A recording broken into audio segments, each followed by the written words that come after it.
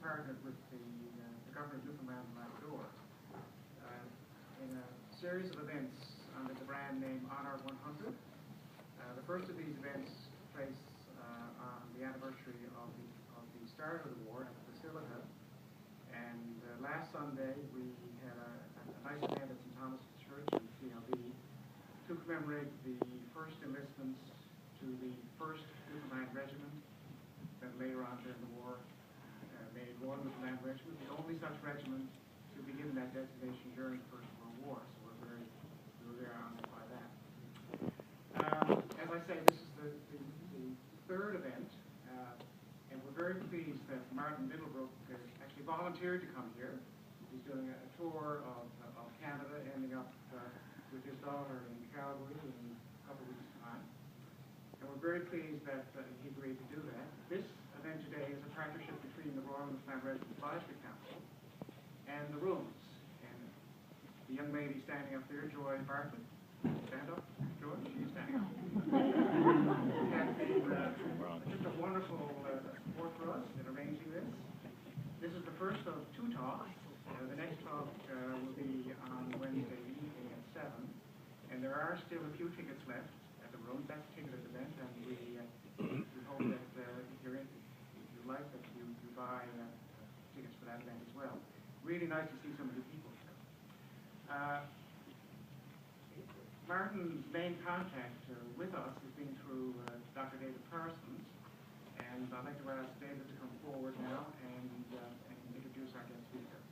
I should say before he gets up that Martin has available after order forms for his books, and the way it's going to work, that he'll take the orders and the books will be shipped to you individually.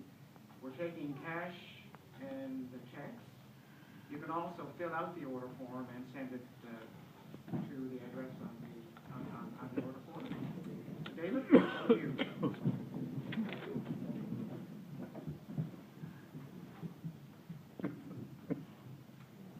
Well, Martin Middlebrook is a man of many talents, and I think if you look at this sheet with all the books he has written, you'll realize what I mean. Martin Middlebrook wanted to go into the Merchant Navy. However, he was colorblind, and they turned him down. Otherwise, he may have been coming to Newfoundland as the captain of one of these cruise ships and to St. John's long before this. However, we're happy that he's here now.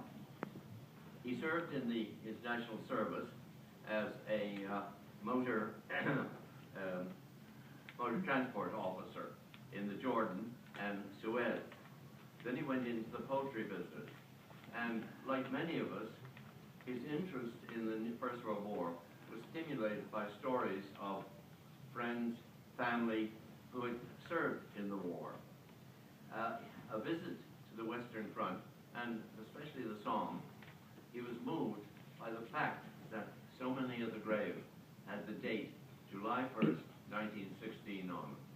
And this moved him to such an extent that he started investigating this, researching it. And this was done by interviewing veterans who had been there.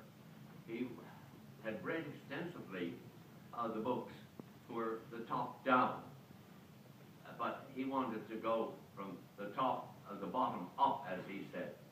I think he interviewed over 500 veterans, either individually or by questionnaires, including a half dozen from the Newfoundland Regiment.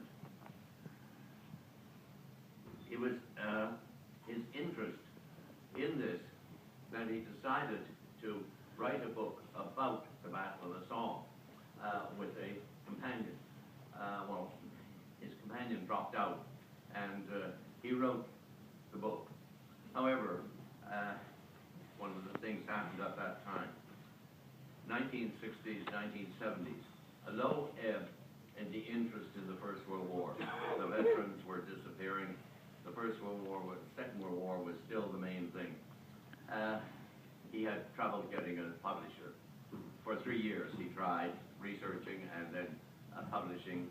Eventually, fortunately for us, he did find a publisher, and the book was a success and still is. As you can see, this started a career in being an author. And again, as I said, on your order form you can see all the books that he's written. Today, Martin is going to talk to us about the First World War and a person coming, a soldier coming up to the line and back again. Martin Middlebrook, thank you.